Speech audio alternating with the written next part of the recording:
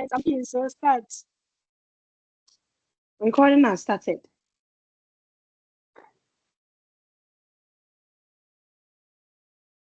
Dana, let's go.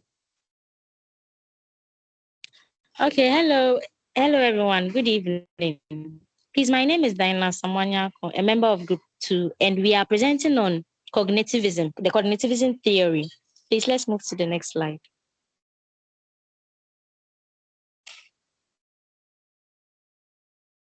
So we wonder, what is cognitivism? We've been hearing cognitivism in our daily lives. What is cognitivism? Cognitivism is a learning theory that focuses on internal mental processes. Just for short, it deals with the brain and its processes and the mind. Now let's continue. It says that it explains learning in terms of how learners do what they think. So as I said before, it has to do with the mind and how it operates. And we all know that the mind is used to think. As a human being, if you have a brain, you know how to think. So, and you know how to remember, you know how to process information and then solve problems. Please, I can't see your screen again.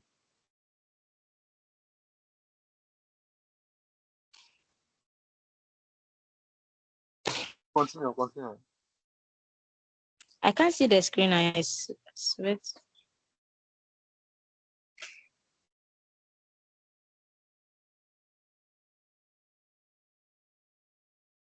Hello.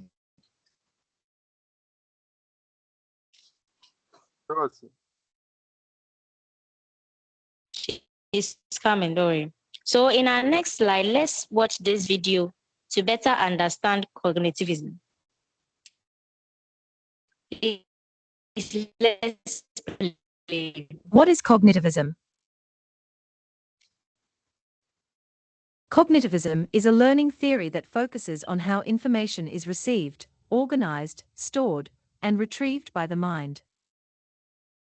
Here, the mind is considered as an information processor, like a computer.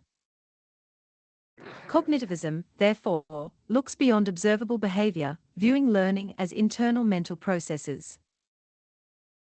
In this view, learners are actively involved in the way they process information. As we can see, the cognitivists are concerned with what learners know and how they come acquire it.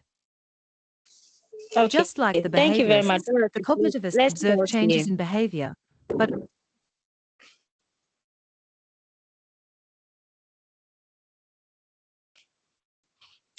okay. So from our short video, we could see that cognitivism, me per se, I haven't truly watched the video because my phone can't support it. But then from what I just watched right now, it is very clear that cognitivism has to do with the mind and its processes, such as thinking, problem solving, critical thinking, and many others. So our next slide will talk about what cognitivism is into details. And it says that cognitivism views learning. Please, let's go back. Cognitivism views learning.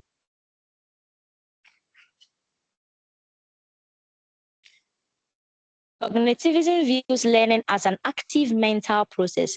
So the word active should indicate that it depends on the learner it depends on the learner's mind to be engaged for his or her cognitive process to be to work. So active mental processes, that is the key word that we should all put down. And also it says that what knowledge is constructed through information processing, organizing, and storage in memory, just as our brain has been created to do by our creator. It is to what? To store information, to process information, to organize information as well. So the knowledge that we impart on our learners, we should impart it through the teaching strategies that engages the child into the cognitivism theory, where he or she goes through the process of what? Being able to store information into memory, being able to organize. So it's not all about rote memorization. It's not all about rewards and many others, but it's about educating the child for him or her to be able to stand alone, or better still, independently, in processing, organizing, and storing knowledge into his or her memory. And that learning occurs when new knowledge is meaningfully connected to your knowledge. This point itself, let's take it for example. We all know what cognitivism involves now. It has what? It involves the brain. And then the brain has function, it has been positioned in a way that it functions as a storage box where what information are stored. So if we in our current age we are living, we will always have what? Prior knowledge. So as we have prior knowledge, the things that we are learning in our daily process, in our environment, we relate it with our what? Our prior knowledge. We connect it with it to make what? Meaning. That's what cognitivism is all about. Please, let's go to the next slide. Please, next slide.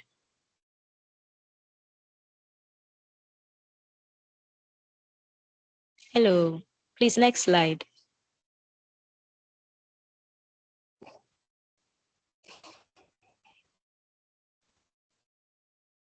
So we'll be looking at this very interactive picture here. As we can see, a human brain, a human head, where the pieces of the brain are being fused together. So this diagram itself shows just how the mind works, and that the mind is not just like a complete set of organ in our system. No, it develops. It develops by adding little knowledge, little information, little our environment. But now the next one is what? Memory, thoughts, knowledge, and problem solving. So cognitive the problem solving skills of a what? Of a learner. So all these things as an educator, you should be able to what? Find strategies that can develop a child's what? Cognitivism processes that can what? Develop the child's memory, the child's thinking process, the child's problem solving skills. And then the next diagram there is what? Behaviors as result of thoughts. So cognitivism shows that it's not just behaviorism that's like this the key theory of learning, but then it involves what? Thinking as well. So behavior as a result of what? The thoughts. So it believes that it is through the thinking process that brings about what? Behavior. And also connecting new and old information, as I explained earlier, due to our memory box in our brain or our mind, as we all say it, we already have old information that whenever we are acquiring new knowledge, we connect with them to make what? Meaning. Thank you. Please, let's move to the next slide.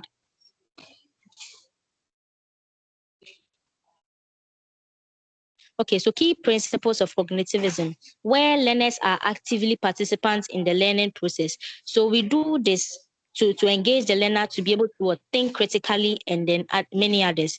And then prior knowledge strongly influences new learning. As I explained earlier, he or she's previous knowledge helps connect with the new knowledge to make meaning. And then meaningful learning is more effective than rote learning. So to understand something is better than to memorize it and to let go. That is all this point is talking about. And then instruction should be structured to support understanding and retention. So instruction should not just be rote memorization where you memorize and go your way. But then you should understand and then keep in mind because it will apply what in the future. Thank you. Please. And I would like to hand over to my colleague.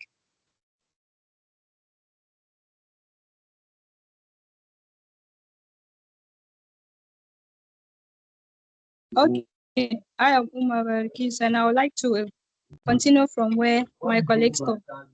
So in my presentation, I will be talking about the major theories in cognitivism, where we have the Jean Piaget, the Jerome Branner, David Usabel. These theories contributed foundational ideas that shape cognitive approaches to mathematics teaching. Please, next slide.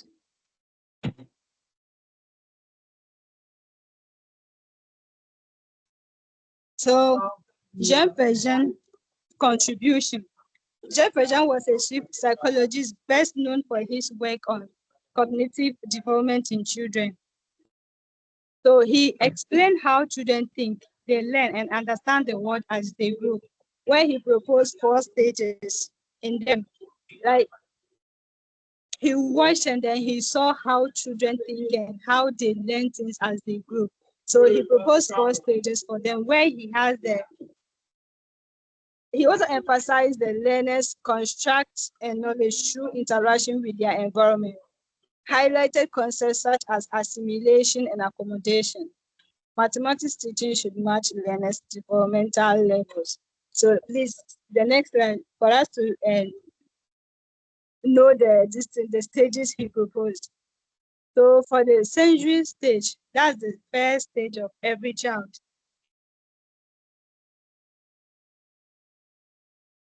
The first stage of every child, where the child learns through senses and movement. So with that one, the child doesn't just like the child cannot think concrete.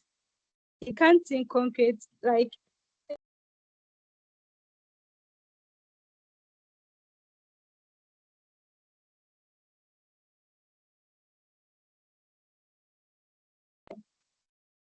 this is when the child think like the child learns through movement and what he or she senses. So when we go to the pre-operational stage, this is when the child uses language and symbols. At this stage, the child thinks is ecocentric, meaning he thinks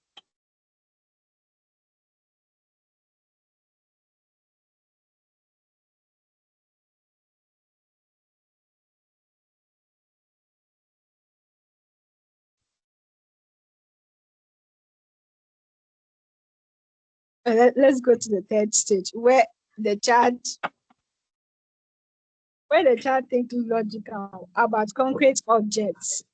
With that one, the child is able to think like he is able to think to maybe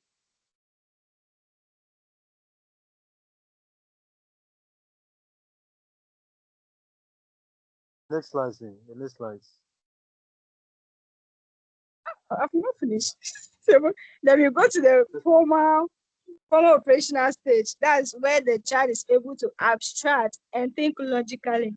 With that stage, the child is able to think, then get his own information and then get meaning to that. He's able to understand the meaning. So when we get to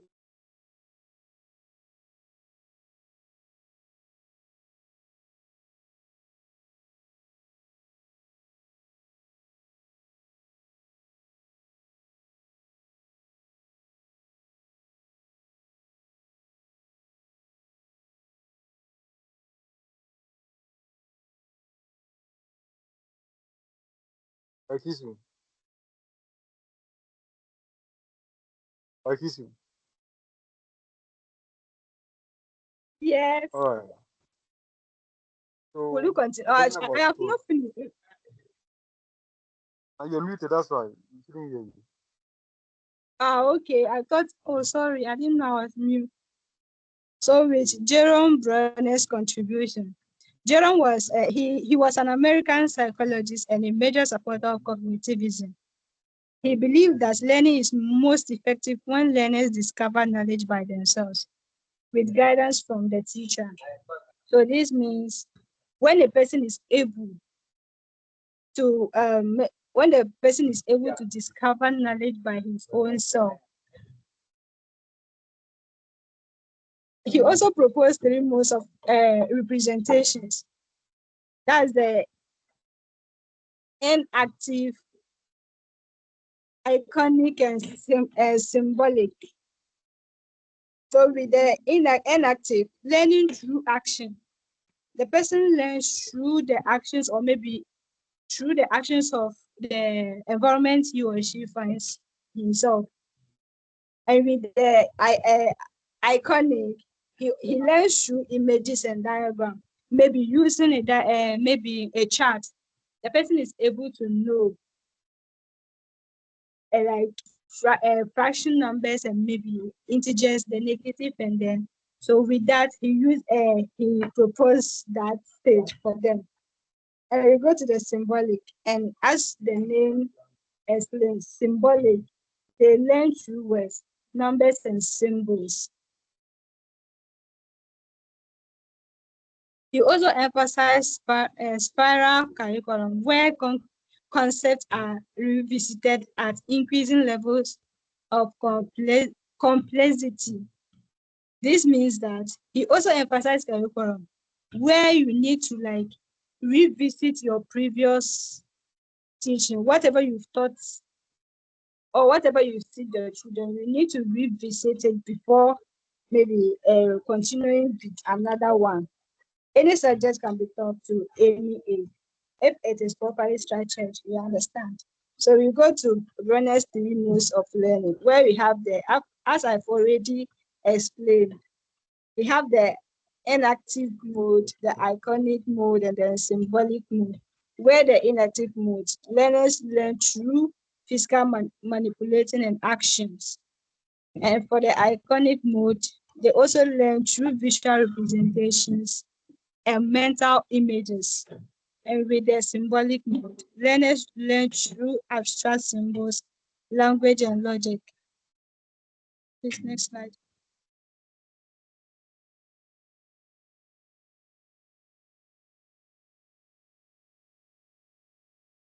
Okay. I guess I'll be continuing from where she left, Barkisu left. So we'll also be talking about for Ansubio. He's one of the teaching psychologists. So he best taught his so he's an American educational psychologist. So known for developing the theory of learning, meaningful learning. All right. So he was born Brooklyn. All right. So the Ansubio's contribution to cognitive. So he focused on how people learn large bodies of meaningful information, education settings. So while Piaget focused on developing stages and discovery learning, Ansible was more concerned with reception learning in the classroom. So his core contribution can be organized in several key ideas. So one, you have meaningful learning versus what learning. So Ansible, he argued that learning is only effective only when it's what is meaningful. So that takes us to meaningful learning. So when we talk of meaningful learning, what are we saying? We're saying it occurs when new information is consciously linked to relevant and existing concepts in the learner's cognitive structure. Are you seeing? So when we talk of meaningful learning, it's its opposite or vice versa of meaningful learning is what? The right learning. It has to do with memorizing without being treated or linking it into existing knowledge. All right. So let's take a scenario. A simple scenario is we are taking a closet, for example. So a closet is a place where we keep our clothes. So we are taking our clothes as ideas, are you seeing it? So when you are able to arrange your clothes in a systematic order, that is, you know where to put your shirts, are you seeing it? That way, you can say, meaningful learning as okay, because you realize that you're able to link or you're able to arrange our clothes in a proper order, are you seeing it? Okay, so right, all right, so okay, so when we talk about right learning, that one has to do with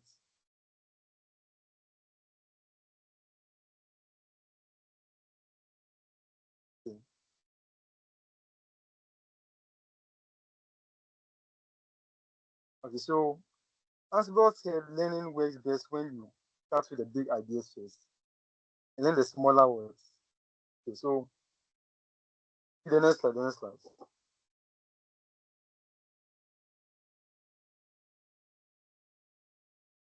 All right.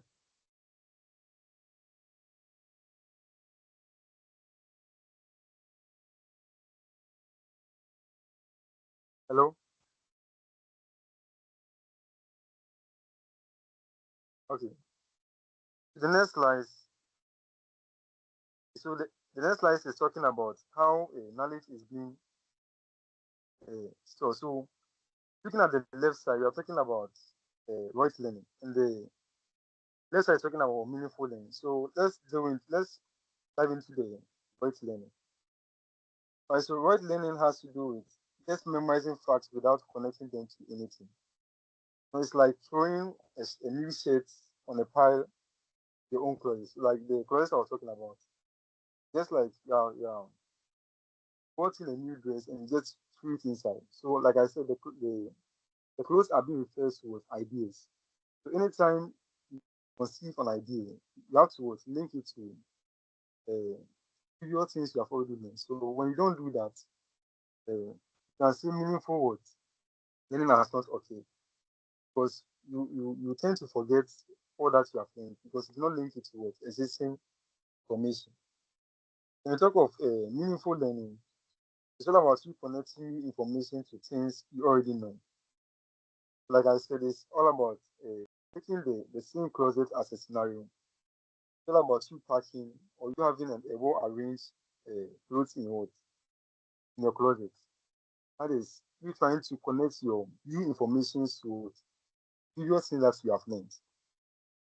So before you continue, I want us to let's take this one, a simple example. So let's assume you are to learn what animals, isn't it? First of all, we know that when we talk of animals, you're talking of you're talking of birds, you're talking of reptiles and so on. So all this has to be linked under progressive differentiation. That is the second, that's the first step of David Ansibel's contribution. This is talking about how knowledge are being break down in terms of big information to smaller information. So like I said, meaningful learning happens through a process called assumptions. It comes down to taking something and something else. Right, so this is how he builds a hierarchy structure in your brain. So go from general, that is animals, to specific.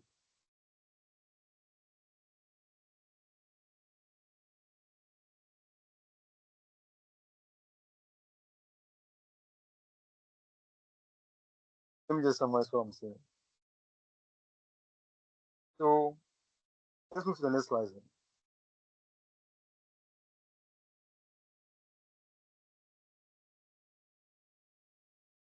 Okay, so learning involves attention, perception. No, no, no. Okay, so learning involves attention, perception, and memory and reasoning. So before an information is being put into your mind, first have to be what? Attentive. When something is being taught, first of all, there should be you should have full attention to what is being taught. And second of all, it has to do with perception. So the second is to have a perception about the idea, how to go about it and everything. Then you link it to existing information. Isn't it? In that way, it's going to be very important and it's going to stick faster. That is meaningful learning. Also, the next we say learning actively process mathematical information to make sense of the concept. Learners actively process mathematical information to make sense of the concept. Okay, then effective teaching supports this cognitive process. Okay. Simon, Samuel. So David Ansibles, his main message is that our brain is like a closet. So before you add a new stuff, you have to first link it to old cells are using it. So in that way, you'll be able to retain information for a long period. That's it. Thank you.